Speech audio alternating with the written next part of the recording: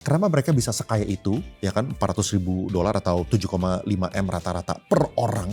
Yang gue ngomongin ini adalah orang rata-rata. Mereka tiba-tiba dikasih jackpot. Ya basically lu dapet jackpot lah. Lu baru bayar 110.000 dalam waktu 5 tahun lu udah dapet equity upside-nya 500.000, dapet 45x gitu kan. Untuk rumah yang kalau misalnya lu harus bayar 1 M, lu tuh cuma butuh bayar 400 juta sampai 500 juta. Jadi lu bisa bayangin gitu. Itu tuh makanya gue bilang ini adalah program untuk mendistribusi kekayaan. Halo Ko, kemarin baru balik dari Singapura, dapat inspirasi apa? Iya, gue kemarin baru balik dari Singapura dan gue baru sadar satu hal. Ternyata pemerintah di Singapura itu tuh bikin warganya itu auto kaya. Dan itu tuh by design. Menurut gue ini keren banget dan gue rasa bisa jadi inspirasi buat kita semua ya. Semoga lah ya kan, siapa yang gak mau kalau misalnya orang-orang Indonesia kelas menengahnya itu juga auto kaya. Soalnya rata-rata kekayaan orang Singapura itu tuh 7,5 miliar. Ya jadi kalau misalnya kita ngomongin rupiah ya rata-rata orang Singapura itu emang adalah miliarder. Ya kalau misalnya dibandingin sama Indonesia ya jauh lah. Kita 20-an kali lipat lebih rendah dibandingkan mereka gitu kan. Jadi kalau misalnya kita ngebedah gitu ya, gue lihat kekayaan mereka itu dari dua sisi. Pertama itu dari GDP per kapita atau PDB per kapita. PDB per kapita mereka itu tuh sekitar $90.000. Ya $90.000 itu berarti sekitar 1,6 miliar per tahun. Kalau misalnya di Indonesia itu kita sekitar $5.000, berarti kita sekitar berapa tuh? 5.000 ke 90.000 sekitar 18 kali lipat lebih kecil daripada mereka. Emang kayaknya ini udah sebuah fakta yang diketahui sama semua orang lah bahwa ya gaji di Singapura lebih gede, income per capita di sana lebih gede gitu kan. Tapi yang gue pengen kasih unjuk itu bukan bahwa Singapura itu lebih gede, tapi yang gue pengen share ke kalian adalah pertumbuhannya. Soalnya kalau misalnya kita tarik ke tahun 1970 kita punya jeda, kita punya gap ya antara Indonesia ke Singapura dan sekarang itu tuh lebih kecil. Dulu di tahun 1970 GDP per kapitanya di Singapura itu tuh sekitar $900 dan kita itu sekitar $80. Artinya kita sekitar 11 kali lipat lah lebih kecil dibandingkan mereka. Tapi kalau misalnya kita ngomongin sekarang, jedanya itu tuh udah jadi 18 kali lipat. Jadi dari segi PDB per kapita, otomatis Singapura itu tumbuhnya jauh lebih cepat dibandingkan kita dalam jangka waktu yang panjang. Itu satu. Terus kedua, kalau misalnya kita ngomongin dari segi net worth. Net worth-nya orang-orang Singapura itu tadi kan gue bilang 7,5 M. Berarti mereka rata-rata itu udah jadi super miliarder lah 7,5 M gitu kan. Itu sekitar $440.000.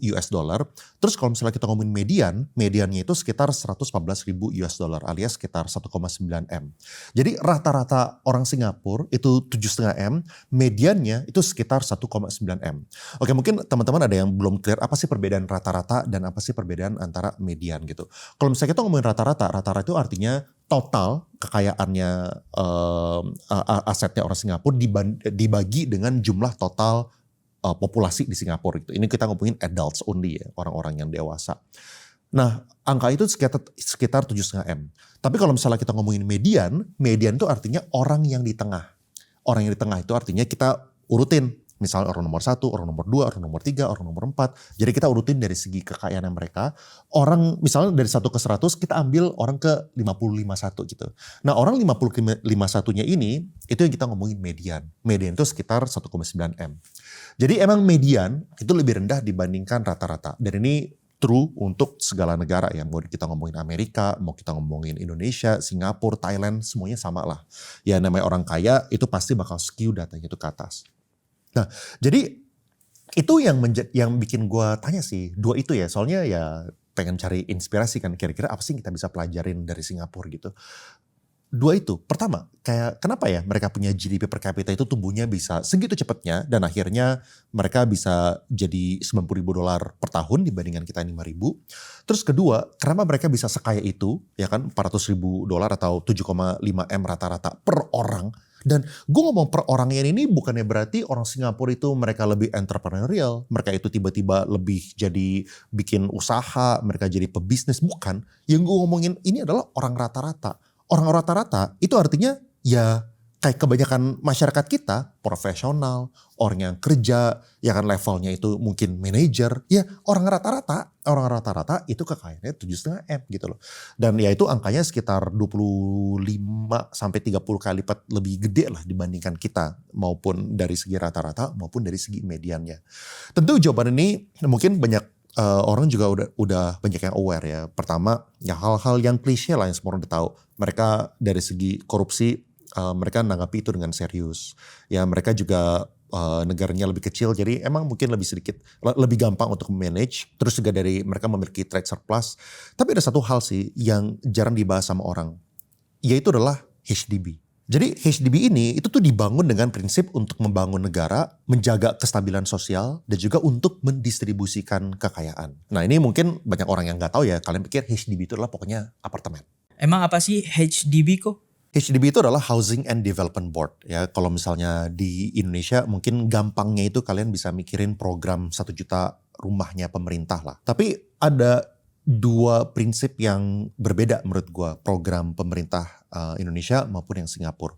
Kalau misalnya Indonesia itu fokusnya untuk MBR, masyarakat yang berpenghasilan rendah, dan target itu adalah untuk membantu mereka bisa beli rumah. Ya caranya kayak gimana, PPN-nya itu disubsidi, lalu DP itu cuma 1%, lalu bunganya itu misalnya 5%. Itu adalah konsep 1 juta rumahnya Indonesia, yaitu untuk masyarakat yang bisa dibilang kelas menengah ke bawah.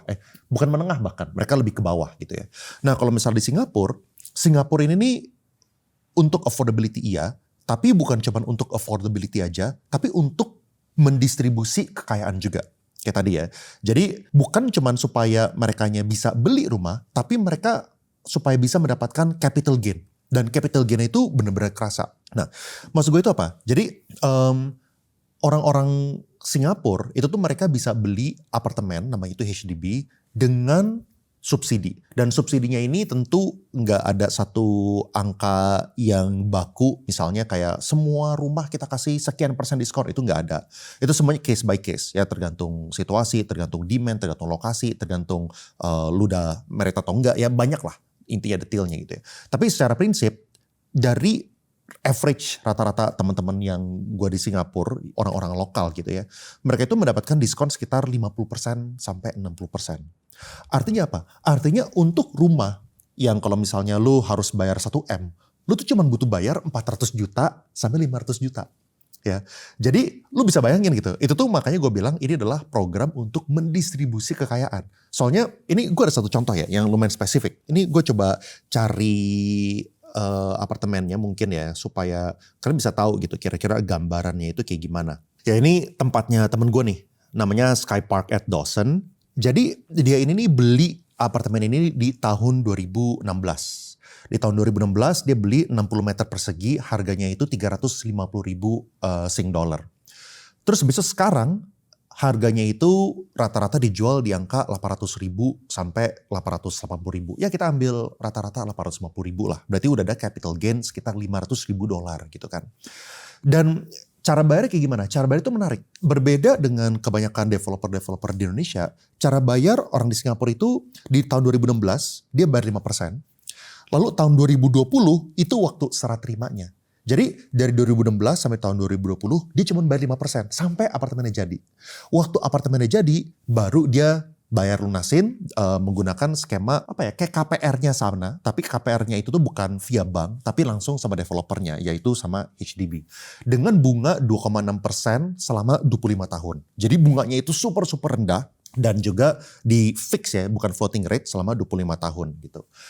Nah yang menarik itu tadi, jadi dia beli tahun 2016, serah terima itu 2020, dan dia itu basically baru mulai cicilan itu di tahun 2020, waktu dia itu serah terima.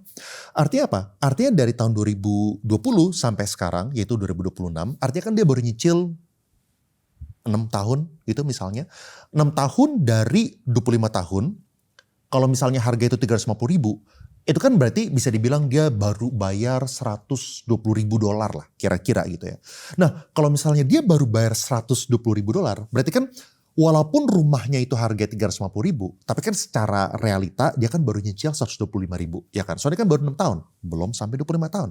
Jadi dia nyicil 125 ribu, tapi dia udah ada capital gain sebesar 500 ribu dolar. Ini yang gue bilang, program di mana masyarakatnya itu benar-benar dibikin kaya. Ya soalnya ini adalah ya bukan orang yang maksudnya bukan orang yang jadi CEO, bukan entrepreneur yang udah punya omset jutaan dolar gitu. Tapi ini orang biasa, orang yang ya untuk kebanyakan mayoritas itu adalah profesional lah. Dan ini sebuah contoh yang emang sering terjadi di banyak teman-teman gue yang bisa dibilang itu tipikal bukan orang yang top 0,1% lah gitu. Ini orang rata-rata, ini teman SD, SMP, SMA gue gitu yang mereka bekerja sebagai profesional dan mereka tiba-tiba dikasih jackpot. Ya basically lu dapat jackpot lah, lu baru bayar 110 ribu dalam waktu 5 tahun lu udah dapat equity upside-nya 500 ribu, dapat 45x gitu kan. Terus mereka juga bikin program ini, mereka udah mikirin gitu bahwa orang yang pertama kali apply, rata-rata apply-nya itu waktu mereka mendapatkan pekerjaan pertama atau mereka itu masih lagi kuliah gitu kan. Kayak contohnya temen gue kan kuliah di tahun 2016, jadi belum mendapat penghasilan. Dan itu bisa, soalnya itu kan cukup bayar 5% ya dan gak ada cicilan. 4 tahun kemudian ya dia udah berkarir jadinya bisa nyicil gitu kan. Nah mereka juga mikirin untuk upgrade. Untuk upgrade maksudnya apa? Jadi rata-rata orang itu kan fase hidupnya berubah. Kita waktu kuliah, kita waktu pertama kali menikah, ya anak kita masih kecil, kebutuhan kita tentunya berbeda dengan 10 tahun kemudian, di mana anak-anak kita itu udah masuk ke SMP, SMA, atau bahkan anak kita itu tambah, tadinya 1 sekarang jadi 2 gitu kan.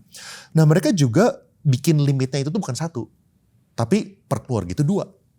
Jadi satu bisa atas sama istri, atau lagi bisa atas sama suami gitu. Jadinya ya mereka bisa jual HDB yang sebelumnya, lalu mereka bisa beli lagi, misalnya pertama itu adalah yang 1 bedroom, atau yang 2 bedroom, lalu mereka jual di harga yang bukan subsidi, di harga normal. Misalnya harga tadi 850 ribu gitu ya.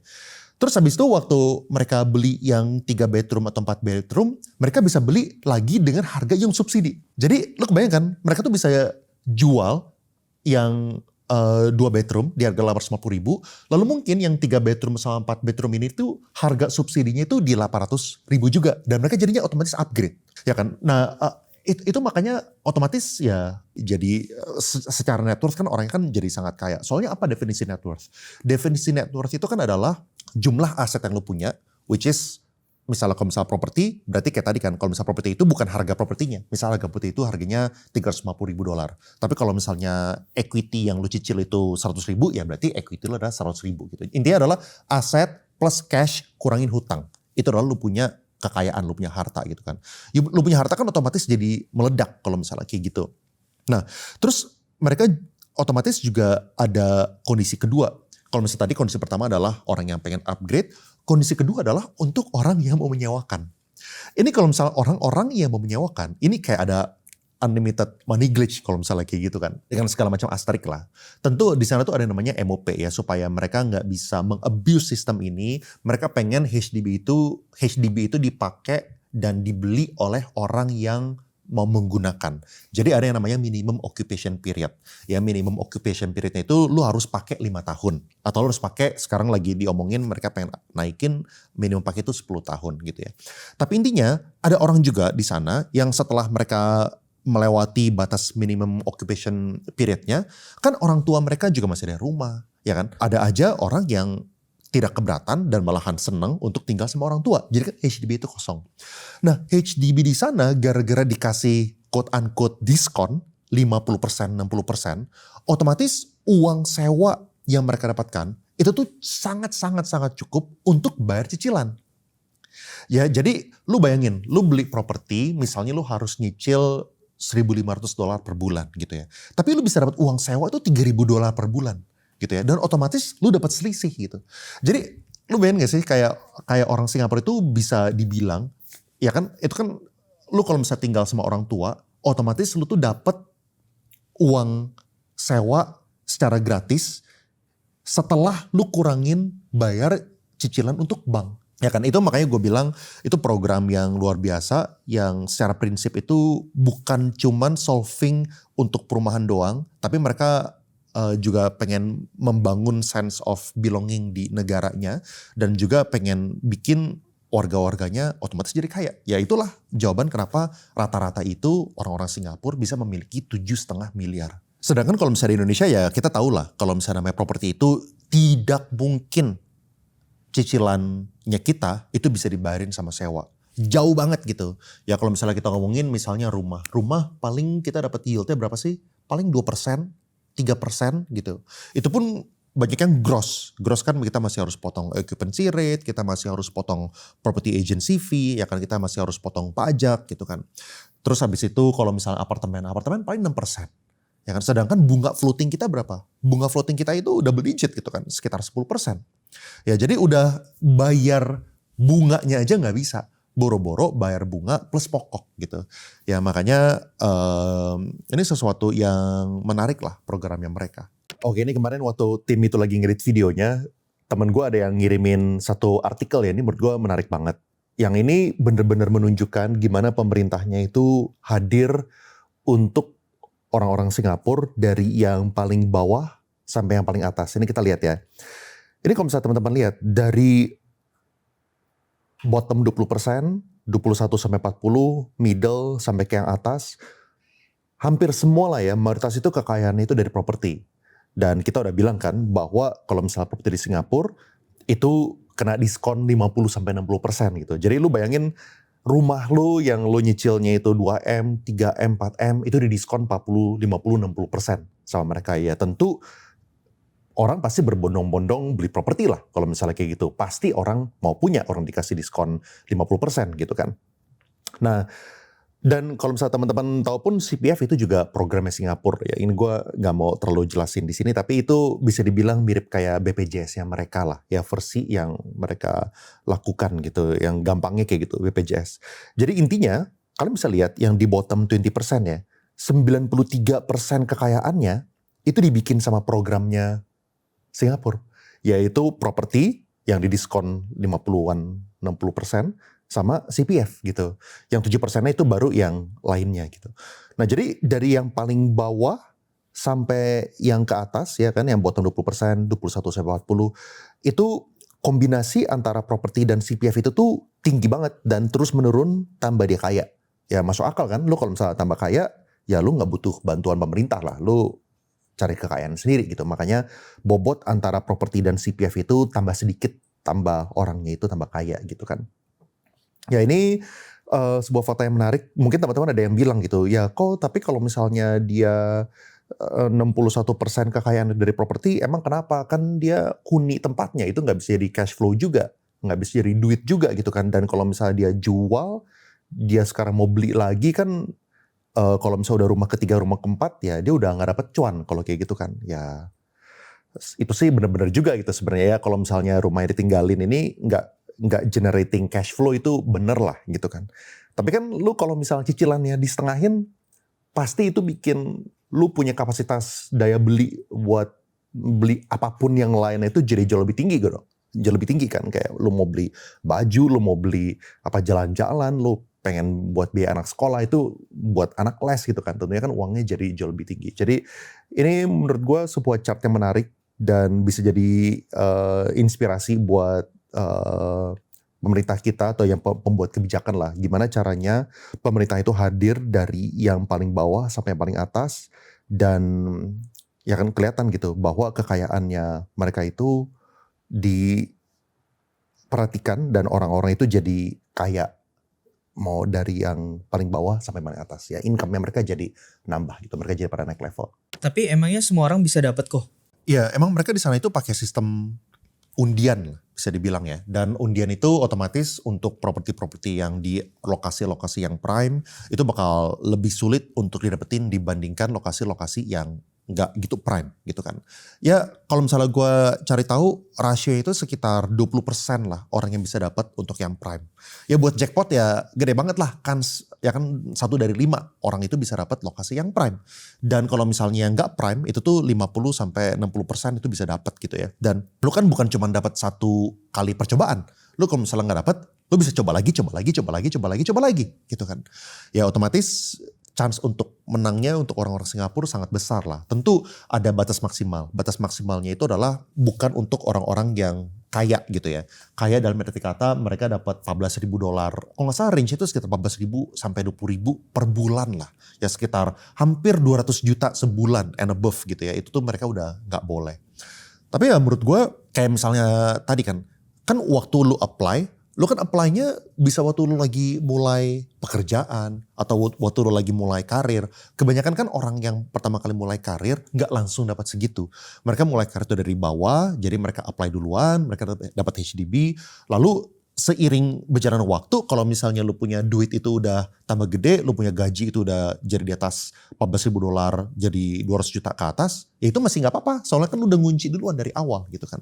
Jadi itu sebuah program yang harusnya mayoritas orang bisa dapat lah kalau misalnya mereka adalah warga negara Singapura. Tentu di sana juga ada konsep yang sedikit berbeda antara Indonesia dan di Singapura ya. Kalau misalnya di Indonesia kita tentu kenalnya dengan namanya SHM kan, surat hak milik. Dan kita ngerti kita bisa warisin ke anak atau enggak ke cucu kita. Nah kalau misalnya di Singapura itu konsepnya sewa jangka panjang. Ya, double nine atau triple nine atau enggak leasehold 99 tahun atau 999 tahun. Ada yang hak milik, tapi yang hak milik ini bisa dibilang jauh lebih jarang lah. Dan untuk HDB pastinya itu lebih ke yang 99 tahun. Dan rata-rata emang kalau misalnya lu udah 80 tahun, lu mau ke 80, tahun ke 81, 82, harga itu udah menurun. Tapi prakteknya di sana yang terjadi adalah, kan tadi kan, mereka kan dikasih upgrade 2 kali. Ya kan, mereka beli yang pertama, mereka pakai 10 tahun, 15 tahun, 20 tahun, itu masih ada sisa 70 tahun. Waktu mereka jual, itu masih ada capital gain. Ya, jadi waktu mereka pindah yang kedua, umur mereka udah berapa gitu kan. Lu waktu pertama kali beli, lu umur 25.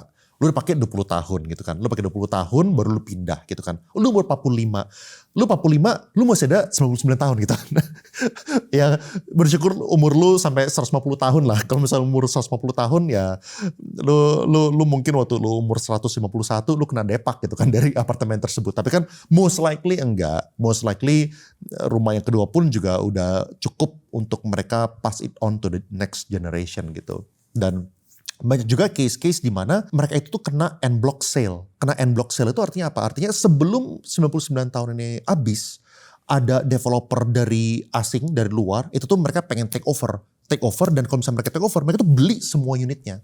Dan kebanyakan kalau misalnya mereka beli semua unitnya, itu mereka baru sepakat, mereka baru mau kalau misalnya harganya kan diberikan dengan sangat bagus. Gitu kan. Jadi misalnya masih sisa 30 tahun, masih sisa 40 tahun, tiba-tiba ada developer yang pengen en bloc sale, kebanyakan itu malah dapat extra jackpot lagi gitu. Jadi ya cuman itu ya corner case lah. Tapi ya mayoritas dan kebanyakan itu mendapatkan keuntungan dari sini. Apa pelajaran penting yang bisa diambil dan bisa direplikasi di Indonesia? Oke, gue rasa kalau misalnya hal-hal yang umum kita udah gak usah bahas lah ya. Misalnya untuk kita kurangin korupsi atau mengeliminasi korupsi, ya nggak usah eliminasi lah, kurangin itu udah bakal sangat bagus. Dan kalau misalnya pemerintahnya itu memikirkan apa yang terbaik untuk rakyatnya, itu pasti bakal lebih baik lagi buat kita, ya kan. Tentu itu hal-hal yang kita semua udah pahamin bersama. Tapi ini sebuah prinsip yang menarik sih, bahwa program subsidized housing mereka itu tuh bukan untuk membantu orang-orangnya punya rumah doang, tapi juga untuk membangun aset kekayaannya kelas menengah gitu. Tentu ada beberapa perbedaan lah ya. Kita tahu kalau misalnya di sana kan ada CPF, ya kan, mereka udah ada tabungan karyawan profesional dari dulu. Terus habis itu mereka juga memiliki trade surplus, ya kan, negaranya juga lebih kecil gitu. Dan kalau misalnya kita otomatis demand untuk menerapkan ini di seluruh Indonesia, itu tentu tidak wajar. Tapi oke lah, kita mulai dari yang kecil dulu. Misalnya kita mulai dari Jakarta dulu atau dari Surabaya dulu. Di pusat-pusat kota mereka diberikan kesempatan untuk memiliki apartemen-apartemen yang affordable di lokasi-lokasi yang strategis, dan bikin travel time itu juga jadi lebih singkat kan, dari segi quality of life-nya juga jadi improve gitu. Ya gue rasa ini hal-hal yang menarik sih yang bisa dipelajarin, dan ya nanti kapan-kapan kalau misalnya ada hal-hal menarik lagi yang gue dapetin waktu gue lagi keliling-keliling, mungkin gue bakal sharing lebih lanjut. Siapa tahu bisa jadi inspirasi pemerintah kita atau enggak orang-orang yang belum masuk ke pemerintahan, one day mereka beraspirasi jadi pemerintahan supaya kelas menengah kita itu bisa terus tambah maju. Oke, thank you guys. I will see you guys again in the next video. Bye-bye.